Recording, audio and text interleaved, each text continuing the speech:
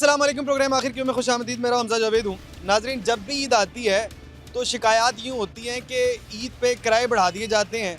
मुसाफिरों से जब भी बात की जाती है वो कहते हैं किराए बढ़ गए हैं, लेकिन इस बार मसला मुसाफिरों के साथ साथ ट्रांसपोर्टर्स का भी है। ट्रांसपोर्टर्स ने 2 दिन अड्डा बंद रखा है। ये लारी अड्डा है, लाहौर का बड़ा अहम अड्डा है, ये भी बंद रहा। और उसके बाद ट्रांसपोर्टर्स कहते हैं हम भी मुश्किलात का शिकार हैं। आइए मुसाफिरों से भी बात कर लेते हैं, साथ ही साथ लारी अड्डा के जितने भी ट्रांसपोर्टर्स हैं उनसे भी बात कर लेते हैं और उनसे जानते हैं कि उनकी क्या मुश्किलात हैं। सबसे पहले यहाँ पर मुसाफिरों से बात करते हैं। भाईजान अस्सलाम वालेकुम। मैं नहीं। मुसाफिर कौन है यहाँ पे? आप में से सारे के सारे ट्रांसपोर्टर्स हैं, आप ट्रांसपोर्टर हैं। भाईजान अस्सलाम वालेकुम। वालेकुम सलाम। कैसे हैं आप? ठीक हैं? अल्लाह का एहसान हुआ है। अच्छा, ये बताइएगा कि 2 दिन लारी अड्डा क्यों बंद रहा? सर लारी अड्डा बंद रहा। मिनिस्टर ट्रांसपोर्ट साहब, डीसी साहब लाहौर, एडमिनिस्ट्रेटर साहब लाहौर, आरटीए सेक्रेटरी साहब लाहौर, उन्होंने आके चेकिंग की है। ये जो लारी अड्डा है ना, ये गरीब गुरबा का है। ये कोई डी क्लास स्टैंड नहीं है जैसे कि न्यू खां वगैरह दूसरी साइड पे चलते हैं। इधर लोकल सवारी है, थोड़ा रश ज़्यादा था। कुछ गाड़ियों की छत पे लोग बैठे ज़रूर थे, बाहर वो गाड़ियाँ अभी रवाना नहीं हुई थी, उसी वजह से लारी अड्डा सील कर दिया। बात रही हमारी ओवर चार्जिंग की, ये गाड़ियाँ आपके सामने खड़ी हैं, आप आइएगा पैसेंजर से चेक करें कि वायलेशन क्या हो रही है। पहले आपने ये कहा कि जिस वक्त वो लोग आए, जिस वक्त डीसी साहब आए या उनकी टीम आई, उन्होंने देखा यूं कि यहाँ पर सवारियाँ बहुत ज़्यादा थी, तो उन्होंने सील कर दिया। ये तो आप खुद ही बता रहे हैं कि हमारी वायलेशन थी। तो हमारी मेरी बात सुन, जब ये गरीब गुरबा की सवारी है, यहाँ लोगों ने किसी न किसी तरीके से जाना है। अगर हम नहीं लेके जाते सवारी को, सवारी 15 पे कॉल करती है, फिर भी हम लोग गिल्टी होते हैं। हमने ये बात कही है कि हम ओवर चार्जिंग भी नहीं कर रहे और ओवरलोडिंग तकरीबन हमें लोडिंग तब थी 90% हमने ओवरलोडिंग भी नहीं की, क्योंकि आप इस वक्त मौके पे मौजूद है। दोनों चीज़ें जो मैं कह रहा हूँ आप अपने तरीके से चेक कर लें, फिर बात करते हैं। अच्छा, फिलहाल तो मैं देख रहा हूँ कि यहाँ से तो कुछ भी ओवरलोडिंग नजर नहीं। चलें जी, देख लेते हैं अंदर जाके, ज़रा देख लेते हैं कितनी का ओवरलोडिंग है यहाँ पे। अच्छा जी, ये जब मैं पहली गाड़ी के अंदर आया हूँ तो यहाँ से नज़र यूँ आ रहा है कि अंदर आइए, लोग काफ़ी, अंदर आइए। यार मुझे ये लग रहा है कि काफ़ी सारे लोग भरे हुए बैठे हैं। हुए अभी आप लोग, आ जाएं जी, ज़रा चलें जी, ज़रा गाड़ी के अंदर आ जाएं। ये आ गए जी हम गाड़ी के अंदर, और ये यहाँ पर मुझे लग रहा है ये भाई आप सवारी हैं? ये सवारी है, खड़ी हुई है। सवारी है, अभी बैठ रही है, गाड़ी रवाना नहीं हुई अभी तो गाड़ी खड़ी है, हमने इनको एडजस्ट करना है। आप ज़रा मुझे रास्ता देंगे? चलें जी, ये सारी की सारी सवारियाँ यहाँ पर बैठी हैं, लेकिन ये भी खड़े हुए हैं। सर ये 2-3 खड़े हैं, इनको अभी हमने एडजस्ट करना है, क्योंकि गाड़ी तो अभी खड़ी है। आप किराया चेक कर लें जरा। इधर तो जगह ही नहीं है वैसे। सर आगे है जगह, आप किराया चेक करें सवारियों से। चलें जी। भाई कहाँ जा रहे हैं? शकरगढ़ में। शकरगढ़ शकरगढ़ जा रहे हैं। कितना किराया लिया आपसे? 850 850 850। वैसे सरकारी किराया गवर्नमेंट का किराया 875 रुपये। 875 रुपये। 875। किराया लिखा हुआ चेक करें। चलें जी, किराया नामा ज़रा मुझे वो दिखा दें भाई। कितना किराया लिया आपसे? 850 850 शकरगढ़ का। सारों से 850 लिया गया है। 850 तमाम लोगों से 850 लिया गया। और अभी मुझे लगता है कि ओवरलोडिंग का आपका थोड़ा सा है। खड़ी है, इन सवारियों को हमने एडजस्ट करना है, बिठा के लेके जाना है। चलें जी, बाकी ये है कि साथ ही साथ कैमरामैन साहब ज़रा थोड़ा मूव कर लें, हम इनसे थोड़ी बात भी कर लेते हैं। भाईजान, कोई और मुश्किलात आपको? नहीं सर, कोई नहीं। किराया भी ठीक है? जी जी ठीक। कोई भी मसला नहीं? नहीं कोई परेशानी नहीं? नहीं कोई परेशानी नहीं। ये कह रहे हैं कि यहाँ पर कोई मसला नहीं है, लेकिन दूसरी बस में जाते हैं, दूसरी बस में देखते हैं वहाँ पे क्या हो रहा है। जिसके अंदर हम मौजूद थे और हमने कस्टमर से, वो जो जितने भी पैसेंजर्स थे उनसे पूछा, तो उन्होंने बताया कि 850 किराया लिया गया, जबकि यहाँ पर 875 लिखा हुआ है। गवर्नमेंट का मंजूरशुदा जो है, गवर्नमेंट जो हमने किराया अलाउड किया है, हम उससे भी 25 रुपये कम ले रहे हैं। 25 रुपये कम ले रहे हैं। अच्छा, अब ये बताएं कि वायलेशन तो उस दिन की थी, उन्होंने उस दिन की वायलेशन के हिसाब से बंद किया उस ना? दिन की वायलेशन किराए की भी नहीं थी, किराए की वायलेशन नहीं थी, थोड़ा रश था उस दिन। तो रश में जाहिर है इन लोगों को हमने लेके जाना है, किसी न किसी तरीके से तो लेके जाना है। अगर हम इन सवारियों को नहीं लेके जाते, फिर भी एडमिनिस्ट्रेशन हम पे गिला करती है, हमें जद में लेके आती है कि इनको आप लेके क्यों नहीं जा रहे जी। तो इस तरह से। अच्छा, ये बताइएगा कि अब हमने देखा कि सवारियाँ ज़्यादा हैं, जी अभी भी 4-5 लोग खड़े हुए थे जब हम गाड़ी के अंदर गए, तो ये भी तो एक वायलेशन। सर 4-5 सवारियों के मुतल्लक हमें गवर्नमेंट ने यह कहा कि 8-10 सवारियाँ ओवर भी हों, इन लोगों को मंजिल मकसूद तक पहुँचाना है, ये हमारी जिम्मेदारी है। हमने ऑर्डर भी मानना है, इन लोगों के लिए हमने सहूलत भी मुयस्सर करनी है, कारोबार को भी चलाना है। तो अब आपके मुताबिक जब ये अड्डे को सील किया गया, वो गलत किया गया? सर जी हमारा इतना जुर्म नहीं जितनी बड़ी हमें सज़ा दी जा रही है। आप ये देखिएगा कि हम 25 रुपये किराया कम ले रहे हैं, आया कि हम ये पैसेंजर को सहूलत दे रहे हैं और गवर्नमेंट के तयशुदा किराए से हम 25 रुपये कम ले रहे हैं, हमें अप्रिशिएट करने के बजाय हमें सजाएं दी जा रही है। ये बात तो ठीक है, तयशुदा किराए से कम ले रहे हैं। भाई आप भी ट्रांसपोर्टर हैं, आप वर्कर हैं। अच्छा, ये बताइएगा कि आम रूटीन के अंदर जब सवारियां आती हैं तो सवारियां क्या ज़्यादा होती हैं, ओवरलोड की जाती है? नहीं ਪੁੱਛ ਲਓ ਇਹਨੂੰ ਜਾਣ ਦਿਓ ਟਾਈਮ ਹੋ ਗਿਆ ਆ 6 ਮਿੰਟ क्या हो गया? सबर कर सब ਗੱਲ ਹੈ ਧੱਕੇ ਮਾਰਨ ਵਾਲੀ ਕੋਈ ਗੱਲ ਹੈ ये चलें जी, ये भाई सबर कर क्या हो गया, क्या मसला हो गया? वो कह रहा है कि गाड़ी निकालनी है पिछली गाड़ी निकालने दें हम आपकी वजह से कह रहे हैं कि आप डिस्टर्ब ना हो। नहीं नहीं आप गाड़ी कह निकालें, रहे हैं कि आप डिस्टर्ब ना हो। गाड़ी निकालें, बाकी हम बाकी लोगों से बात कर लेते हैं। अच्छा जी, बिल्कुल हम इनको रास्ता दे देते हैं। अच्छा, अब ये बाकी ट्रांसपोर्टर से भी हम साथ ही साथ बात कर लेते हैं। ये साथ हमारे ट्रांसपोर्टर्स मौजूद हैं, ट्रांसपोर्टर से बात कर लेते हैं, बाद में सवारियां भी चेक करेंगे। ये भाईजान जी जी अस्सलाम वालेकुम। भाई साहब दोस्तों जी फिर असी अस्सलाम वालेकुम। वास्तान जी कैसे हैं आप, ठीक हैं? शुक्र अलहमदिल्ला। ये बताइएगा कि अड्डा आपका सील क्यों हुआ? मैं तो कहता हूँ जनरल बस स्टैंड 62 से बना है, आज तक ये वाक़या नहीं हुआ। 62 से लेकर आज तक ये अड्डा सील होने की वजह मेरा ख्याल है कि कम अकली है उन लोगों की जो इस चीज़ को समझते ही नहीं, इस कारोबार को नहीं समझते। उनको जहाँ तो ब्रीफिंग गलत मिली है, जहाँ वो जानबूझ के ये काम कर रहे हैं, जहाँ अपने नंबर बनाने के लिए, नंबर ऑफ गेम बनाने के लिए ये काम कर रहे हैं। इनके सामने नंबर बनाने होंगे उन्होंने। देखो जी, मिनिस्टर या अपना मलिक शहजाद साहब या जो भी थे जिन्होंने चेक किया, एक आदमी से पूछा कि आपने कितना किराया दिया, उसने कहा जी मैंने 2000 रुपया दिया। ये नहीं पूछा कि उसने जाना कहाँ है। दूसरे आदमी से पूछा कि आपने कितना किराया दिया, उन्होंने कहा 2500 रुपया। उन्होंने कहा ये तो ओवर चार्जिंग होगी, जबकि 2000 वाले ने भावलपुर जाना था, 2500 वाले ने सादकाबाद जाना था। तो सादकाबाद वाले ने तो अपना ही किराया बताना था ना, भावलपुर का तो नहीं बताना था। क्या ये चेक नहीं किया गया कि इनका सरकारी किराया कितना है और कितना वसूल किया जाए? एडमिनिस्ट्रेटर साहब को बुलाया गया उस वक्त जब ये वीडियो बन रही थी, मैंने वो क्लिप देखा है। एडमिनिस्ट्रेटर को बुलाया गया जी, उन्होंने पूछा कि एडमिनिस्ट्रेटर साहब ये क्या है, उन्होंने कहा ये तो वायलेशन है। आप मौके पर मौजूद थे या आपने वीडियो देखी? नहीं, मैंने वीडियो देखे। मौके पर कौन मौजूद था? आप मौके पर मौजूद थे, आपने मौके पर देखा कि उनसे तमाम तफसीलात नहीं ली गई जिनसे पूछा गया किराया, उनसे ये पूछा नहीं गया कि आपकी डेस्टिनेशन कहाँ पर है? सर सबसे पहली बात तो ये है कि उन्हें वो जब अड्डे में आए हैं वो मकामी ट्रांसपोर्टरों को बुलाते, उनके साथ विज़िट करते, और हम अपनी मदद आपके तहत उनके साथ विज़िट कर रहे थे, मगर उन्होंने हमसे बिल्कुल नहीं पूछा।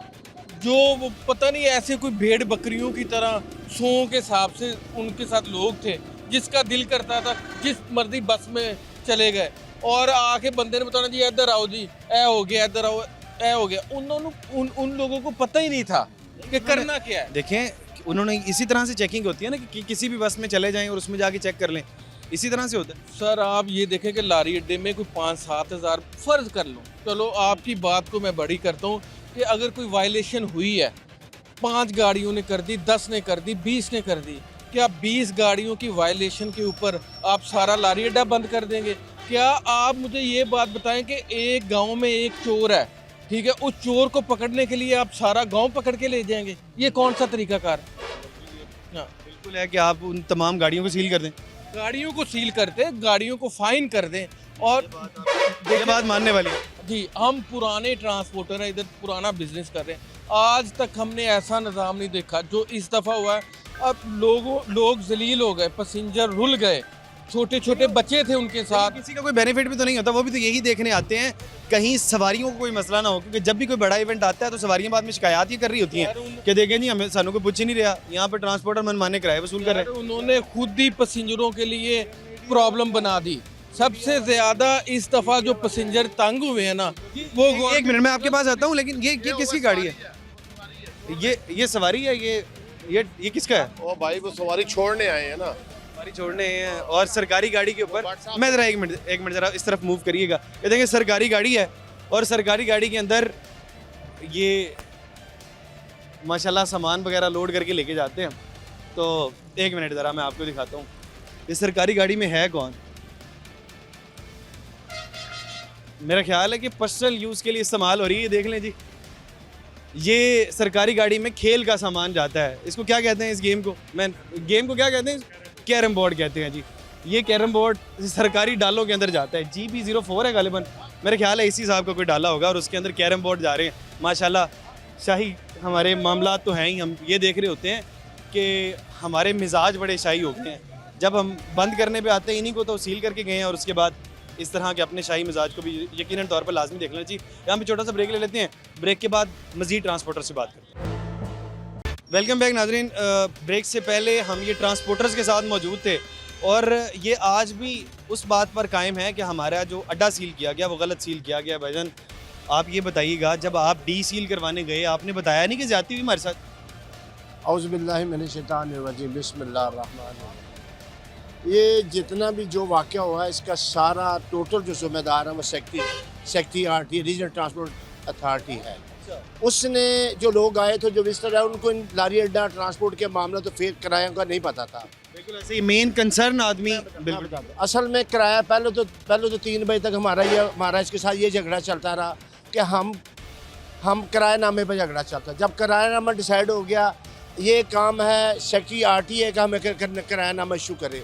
6-6:30 बजे तक हमें किरायानामा इशू नहीं किया गया, जिसकी वजह से ये सारा मामला हुए हैं। अगर जो ब्रीफिंग करने वाला आदमी है जो विजिटर उसको तो नहीं पता ना ये क्या मामला है, वो अपनी जगह पे ठीक थे। बिल्कुल DC साहब को इसके अलावा 100 काम है। इस अल्लाह के बंदे ने कोशिश की है कि ये बात साबित करने में कि ये ट्रांसपोर्टर करप्शन कर रहे हैं, ये ओवर चार्जिंग कर रहे हैं, ओवरलोडिंग कर रहे हैं। ओवरलोडिंग कर रहे होंगे लेकिन ओवर चार्जिंग नहीं कर रहे थे, जैसा कि मेरे दोस्त। ओवरलोडिंग तो फिर देखिए आप ये सारे मान रहे हैं, फिर ओवरलोडिंग पे तो बनता था। मैं नहीं, वो गलत है, मैं ये नहीं कर रहा, वो गलत है लेकिन वो चंद गाड़ियों ने की है। असल जो मामला सिर्फ यही है कि ओवरलोडिंग जो है वो ओवरलोडिंग थी लेकिन ओवर चार्जिंग नहीं थी। ओवरलोडिंग भी नहीं है, ओवरलोडिंग भी मेरी बात सुने, जब भी कोई इवेंट आता है पैसेंजर ज़्यादा हो जाता है, ट्रांसपोर्ट तो वही रहती है। आप ओवरलोड तो नहीं कर सकते ना, आपकी जिम्मेदारी थोड़ा अपने सारों को लेके जाना। देखिए जी, हम ओवरलोड नहीं कर सकते। सबसे वक्त सब ਤੁਸੀਂ ਪੂਰੇ ਲਾਹੌਰ ਦਾ ਠੇਕਾ ਨਹੀਂ ਲਿਆ ਹੋਇਆ ਕਿ ਤੁਸੀਂ ਸਾਰੇ ਲੈ ਕੇ ਜਾਣੇ ਨੇ। ਤੁਸੀਂ ਸਿਰਫ ਕਰਨਾ ਇੰਨਾ ਕੁ ਹੈਗਾ ਕਿ ਜਿੰਨੀ ਤੁਹਾਡੀ ਗੱਡੀ 'ਚ ਪੂਰੇ ਆ ਰਹੇ ਨੇ ਬੰਦੇ ਉਹਨੇ ਕੀ ਲੈ ਕੇ ਜਾਓਗੇ। सही सेक्रेटरी ਆਪਣੇ ਬੰਦੇ ਕਹਿ ਰਹੇ ਨੇ ओवरलोड है। जो सेक्रेटरी RTA साहब है ना, ये सारा जो मामला गड़बड़ हुई है ट्रांसपोर्टर पर नजर गिर है ना, उसकी वजह सिर्फ सेक्रेटरी RTA। आप ये वाली बात अपने आप को प्रोमिनेंट करने के लिए एफिशिएंसी दिखाई है कि जनाब ये ट्रांसपोर्टर जो है ये जुल्म कर रहे थे और मैंने इनको पकड़वा दिया। यार हमने तो ऐसा ये जो ट्रांसपोर्ट है, जो ये नॉन AC ट्रांसपोर्ट है, लोअर मिडिल क्लास के लोग जाते हैं। एक दिन पूरा स्टैंड बंद रहा है, बच्चे औरतें यहाँ पे बैठ के रोती रही हैं। ये बजाय लोगों को अकोमोडेट करने के इन्होंने लोगों को पैनिक किया, तकलीफ दी है। ये अवाम के साथ हमारे साथ तो ज्यादती जो हुई सो हुई। और दूसरी बात यह है कि ये पीरा का इस्तकाक नहीं है, वो आके यहाँ पे किराया चेक करिए। ट्रांसपोर्ट डिपार्टमेंट है, सेक्रेटरी DRDA है, सेक्रेटरी PTA है, ट्रैफिक डिपार्टमेंट, हमारा एडमिनिस्ट्रेटर लारी अड्डा, ये हमारा किरायानामा चेक कर रहे हैं। ये नई मुसीबत डाल दी है, ला के वो पीरा वाले जी आप आके चेक कर लें। इससे बड़ा जुल्म क्या है कि नॉन रेलिवेंट जो डिपार्टमेंट है वो आके हमें चेक कर रहे हैं, जो रेलिवेंट है उसको पता हो अभी क्या। अच्छा मैं आपको एक बात बताऊं, यानी आप एक बात को तो आप भी कबूल कर रहे हैं कि एक आपकी वायलेशन थी, ठीक है, एक वायलेशन थी, लेकिन आप कह रहे हैं कि सजा हमें ज्यादा दी गई। हमारा मसला था असल में पता क्या है, उसका अच्छा तरीका था, जिसने वायलेशन की है उसको मौके पर जुर्माना कर दिया जाता। मना कर देंगे, गाड़ी उसको सील कर देंगे, एक आध दिन सील रहती। सरकारी स्टैंड है, ये C क्लास स्टैंड है, असूली तौर पर इसको बंद करना नहीं चाहिए। बंद कर देखिए, ईद का दिन है, खुशी का मौका, लोग घरों को जा रहे हैं, हम यहाँ पे वो जो लोगों का जो ट्रांसपोर्टेशन का जरिया, अगर ये ट्रांसपोर्ट रेलवे PI जो गवर्नमेंट के थे इन्होंने सारे बेचे हैं। अगर ये प्रॉफिटेबल होते इनको बेचते ना। एक लोगों का सफ़र करने का वाहिद जरिया पब्लिक ट्रांसपोर्ट। अच्छा अभी आपको ऐड करते हैं, साथ ही साथ आपके ही ट्रांसपोर्टर्स को मज़ीद ऐड कर लेते हैं। भाई ये बताइएगा कि अभी पेट्रोल बड़ा महंगा है, पेट्रोल महंगा हुआ उसके बाद कुछ आप लोगों को फैसिलिटेट किया गया उस हवाले से? मेरा भाई बात ये है कि जो सेक्रेटरी RTA साहब हैं, डीजल और पेट्रोल जो है 32 रुपये बढ़ा है। सेक्रेटरी RTA साहब ने कहा कि अभी मेहरबानी करें किराया ना बढ़ाएं, हमने किराया नहीं बढ़ाया। उसके बाद ये मामला जो आ गया, उसके बाद किरायानामा देना है सेक्रेटरी RTA ने, अथॉरिटी वो है, उसने शाम 6 बजे तक किरायानामा नहीं दिया।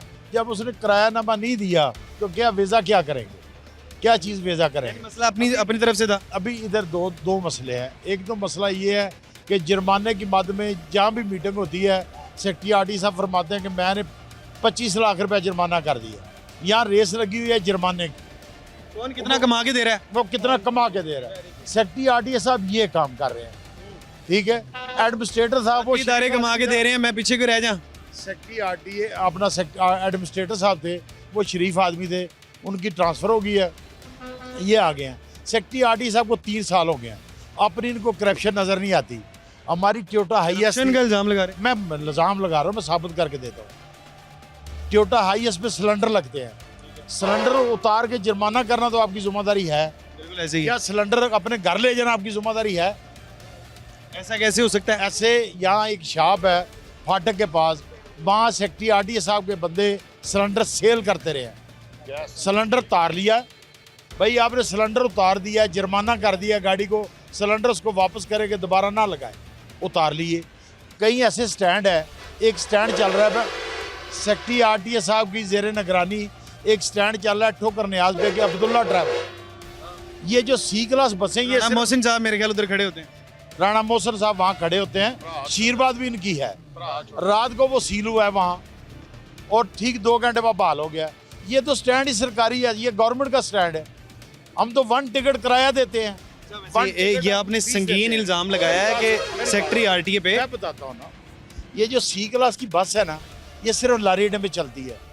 कोई डी क्लास वाले से सवाल कर ले, सेक्रेटरी आरटीए साहब से मैं सवाल करता हूँ कि सेक्रेटरी आरटीए साहब अब्दुल्ला ट्रैवल के ऊपर सी क्लास बस 3000 रुपये अड्डा वसूल करके क्यों लगा रहा है? कौन लगा रहा है? Secretary RTA. मैं तो नहीं लगा रहा। उसके सामने गवर्नमेंट का टर्मिनल है, जिना टर्मिनल, उसको ख़त्म कर दिया है, और डी क्लास जो है उसको आबाद कर दिया है। 3000 रुपया अपना अड्डा ले रहे हैं। किस कह रहे हैं कि जो कानून है उनके लिए अलग है, आपके लिए अलग है? भाई आपने जब इसके बाद उनका इंटरव्यू करना है, उसे एक बात पूछनी है कि डी क्लास के लाइसेंस के ऊपर किधर लिखा हुआ है कि उसके सी क्लास बस लगेगी। ये सी क्लास का ये टर्मिनल है, ये तो गवर्नमेंट के हैं, इसको सील करने की ज़रूरत ही नहीं थी। ये तो इसकी मालिक गवर्नमेंट है।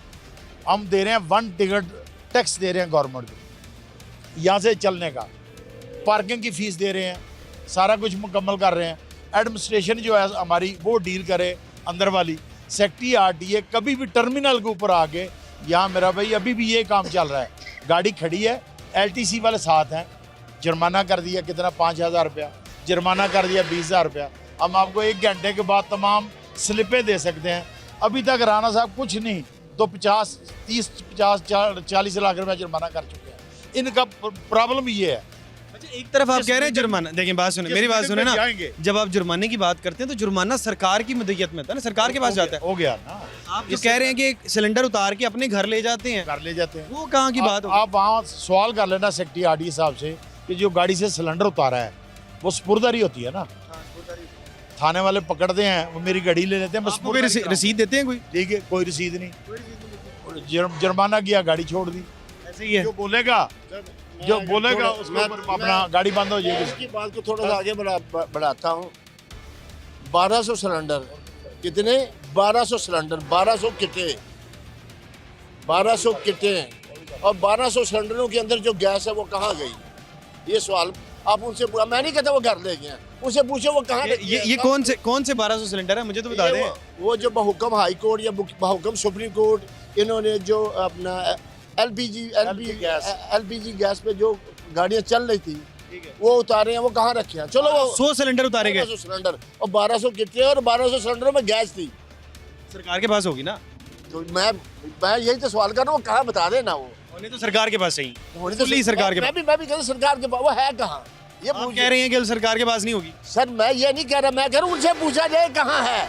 आप यानी कि अभी भाई भी यही बात करें, जाना सरकार के पास चाहिए था, लेकिन सरकारी के पास है। चलते आपको एक और बात बताऊं, ये सेक्रेटरी आरटीए साहब के भाई हैं, ये अब्दुल्ला ट्रैवल है, जो हरून ट्रैवल वहाँ पे है ना ठोकर, इनके भाई 2 लाख महीना पे वहाँ मुलाजमत कर रहे हैं।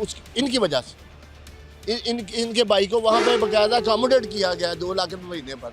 वहाँ ठीक है, वो तो देखिए लग जाते हैं, किसी का भाई कहीं पर नौकरी लग सकता है, लेकिन नहीं अकोमोडेट किया गया, मतलब उधर आरटीए अपना काम ना करे जी, इसलिए, ताकि उधर आरटीए जाए ना, इसलिए आप कह रहे हैं। भाई आप उस बात को समझ ही नहीं रहे। एक चीज़ है, वो वहाँ लाइसेंस के ऊपर, गवर्नमेंट के लाइसेंस के ऊपर लिखा हुआ है सी क्लास बस डी क्लास पे नहीं लग सकती, ये जुर्म है।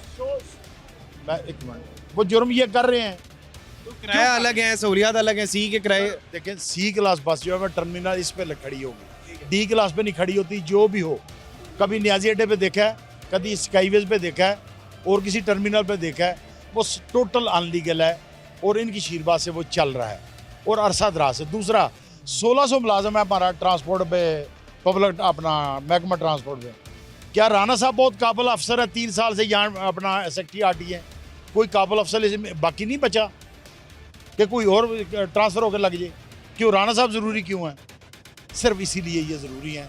ये जो मामला चल रहे हैं इसमें इंतहा की करप्शन है। हम आपको डिटेल बता सकते हैं। जुर्माने को छोड़ दे, जुर्माना इन्होंने कर दिया वो गवर्नमेंट के खजाने में चला गया। जो इनका ज़ाती जुर्माना है, जो सिलेंडर उतारे हैं किधर गए हैं, बाकी चीज़ें किधर गई हैं, और सी क्लास के ऊपर डी क्लास के ऊपर सी क्लास चलाना वो सेक्रेटरी आरटी बिल्कुल यही है। देखें अब ये बात ये कर रहे हैं, संगीन जो इल्ज़ामात लग रहे हैं सेक्रेटरी आरटी के ऊपर, यकीनन उनको वजाहत ज़रूर देनी चाहिए इस सारे मामले के ऊपर।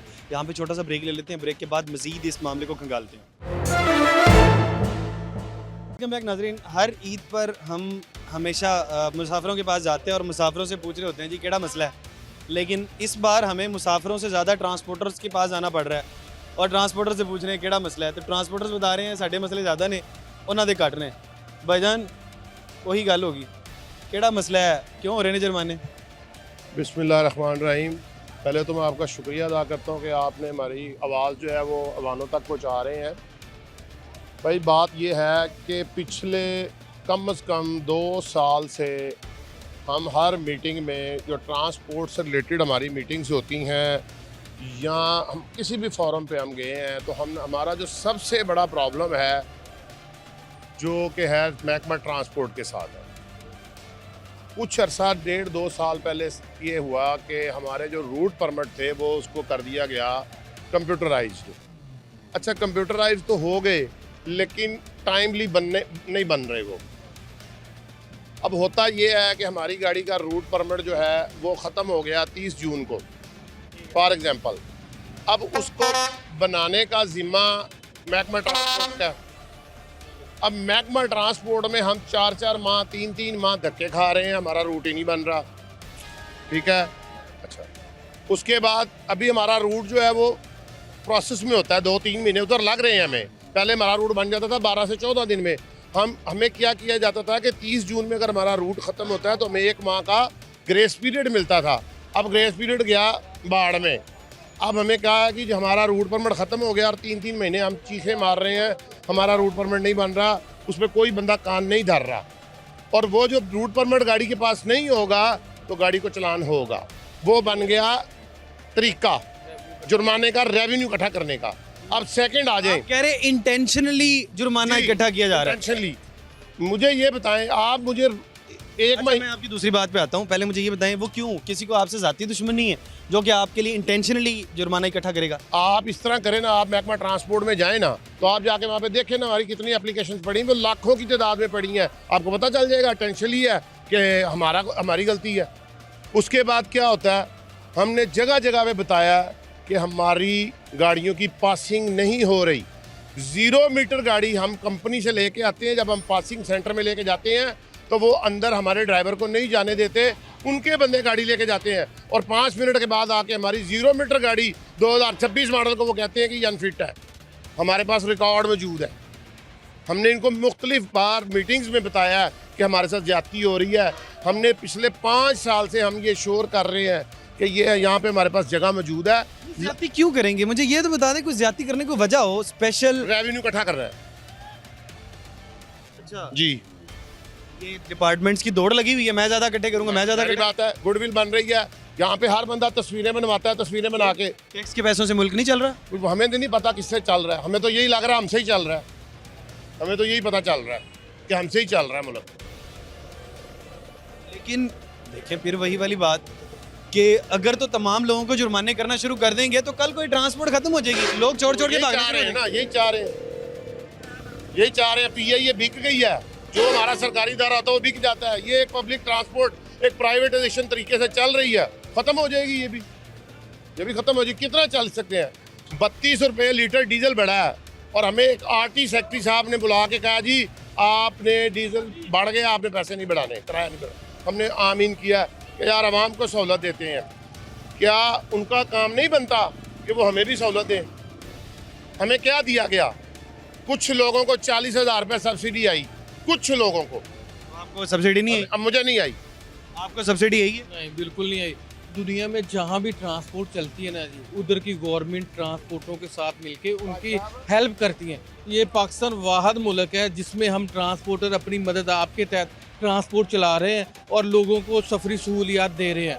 ऊपर से जुल्म की इंतहा ये है कि गवर्नमेंट ने हमारा साथ तो क्या देना है कि आपने देखा होगा कि पिछले कई माह से जो तेल के डीजल के हालात हैं और हम फिर भी चल रहे हैं, हम फिर भी लोगों को सहूलत दे रहे हैं। और जब ये पैसेंजर वगैरह का टाइम आया तो गवर्नमेंट ने हमारे अड्डे बंद कर दिए। वो तो सब्सिडाइज किया गया ना? बिल्कुल नहीं किया गया, वो खुद खा पी गए हैं। कौन खा गया? मेरी बात सुने, मैं आप कोई भी आला ओहदेदार बुला लें, मैं इधर ट्रांसपोर्टरों को इकट्ठा कर लेता हूँ, उनकी गाड़ियाँ बुलवा लेता हूँ, गाड़ियों की कापियाँ मंगवा लेते हैं, आप चेक कर लें भाई कितने लोगों को पैसे मिले हैं।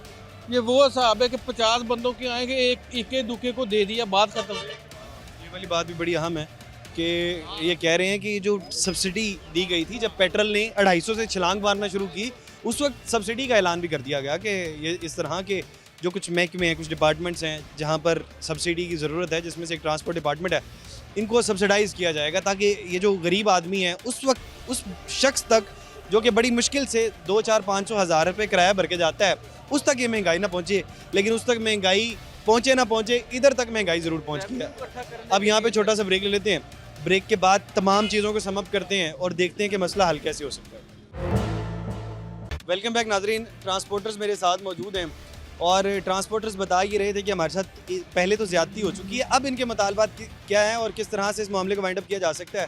भाईजान अस्सलाम वालेकुम। जी जी, वालेकुम सलाम। ये बताइएगा, एक तो आपने कहा कि ये मसाइल आपके साथ दरपेश हो गए, मसला अब ख़त्म हो गया, अब आप क्या चाहते हैं?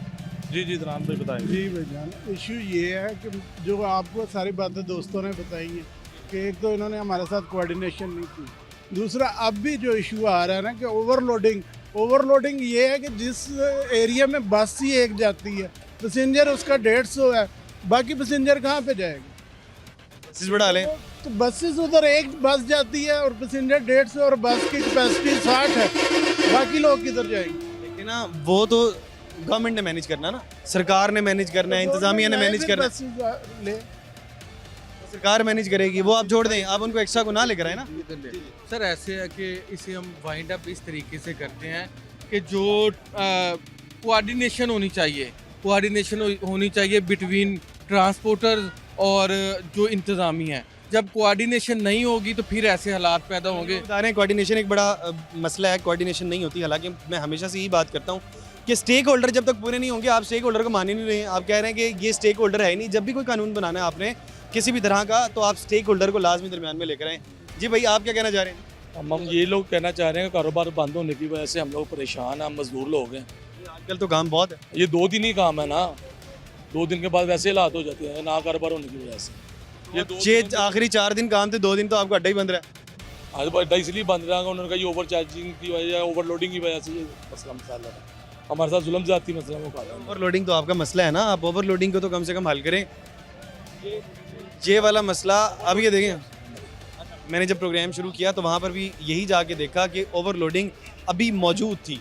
वहाँ पर जाके जब हम गाड़ी के अंदर जाके देखते हैं तो गाड़ी के अंदर भी ओवरलोडिंग हो रही थी। मेरे साथ ये भाई उस वक्त मौजूद है। फाइनल ओवरलोडिंग ऐसी सर 3 एक्स्ट्रा सवारियां खड़ी थी, अभी गाड़ी स्टैंड में खड़ी थी, उनको एडजस्ट करना था। हमारा जो मसला था वो आपने देख लिया, किराया का हम चलें, आप उसको इनको एडजस्ट कर रहे थे, लेकिन देखें ना, आपने पहले भी माना, उस दिन भी ओवरलोडिंग हुई।